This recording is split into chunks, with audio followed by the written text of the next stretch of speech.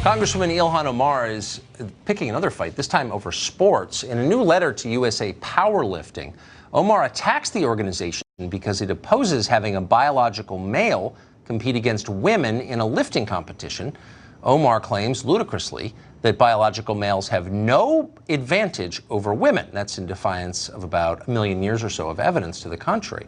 It doesn't matter, though. Omar's letter is just the latest case of powerful people on the left bullying anyone they can't control. You saw the same thing with the gay marriage debate. Any Christian-owned bakery that doesn't want to bake a gay wedding cake risks fines, lawsuit, and ruin. Okay, so those are the new rules. So what about Muslim-owned bakeries? Do the rules apply there, too? Stephen Carter asked that question a while back, and he found pretty much what you'd expect. Lots of Muslim-owned bakeries will not bake gay wedding cakes, and we're not complaining about that. Private business owners shouldn't be forced to engage in speech they find immoral. But the left doesn't agree. So where's the letter from Congresswoman Omar demanding that Muslim bakeries who won't bake these cakes be shut down? We're still looking for that letter. And what about Omar's own mosque, by the way? Does it perform gay marriages? And if it doesn't, has she complained about that? Has she denounced them? We called her office today to find out. They haven't replied yet.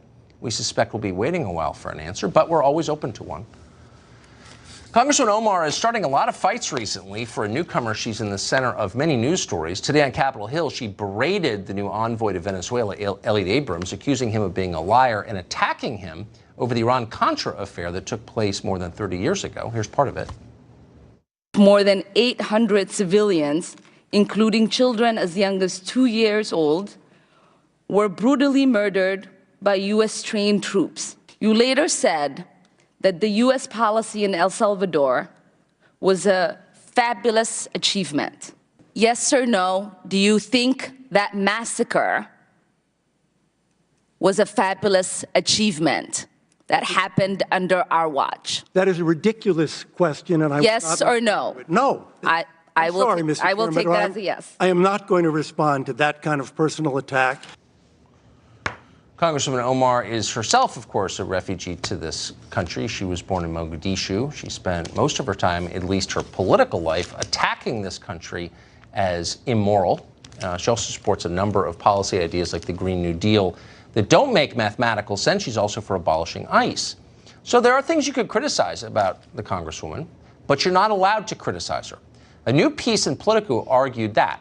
Now, why? Well, not because what she says is factually true, but because, of course, of her identity.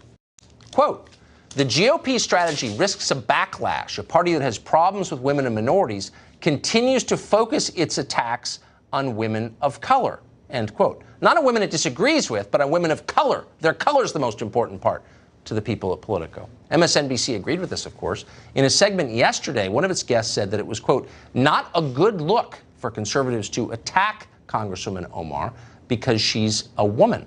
Her actual views are irrelevant. It's about her identity. Michelle Malkin is a syndicated columnist and author, and she joins us tonight. Michelle, thanks very much for coming on. I think a lot of things about this, but one of them is that the rest of us are deprived an interesting debate over the issues when that debate is shut down on the basis of immutable characteristics. You know, you're this color, the person you're talking about is that color, no more conversation. We don't even get to hear what the issues are. Yeah, it is cheating the American public of a true, honest, and vigorous debate on very important policy matters. And I also feel a little bit left out, Tucker, because this immunity shield is only provided to certain privileged women of color who claim a certain ideology. Over the last 25 centuries, I've never had this privilege. Who's handing out the Wonder Woman bracelets that can deflect all bullets of criticism? Because I've never gotten one. And it's that double standard of the attacks that women and people of color who are conservative or limited government or libertarian never enjoy that Ilhan Omar has. And it's not just the left that claims this privilege for these radical, racist, hateful women like Ilhan Omar. Unfortunately, you've got enablers in the Beltway who call them conservatives, like Jennifer Rubin at the Washington Post. carrying water for these people. And you look at the hearing today that you showed a little clip of. What was that? It was coordinated kabuki theater.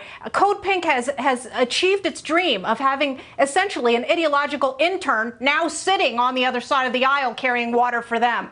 Amazing. What I find so striking, though, is that if you're making the argument that people of one color should be allowed to say one thing, and people of another color can't say that thing because of their color, that's by definition a racist argument. You are a racist if you are making that argument, again, by definition.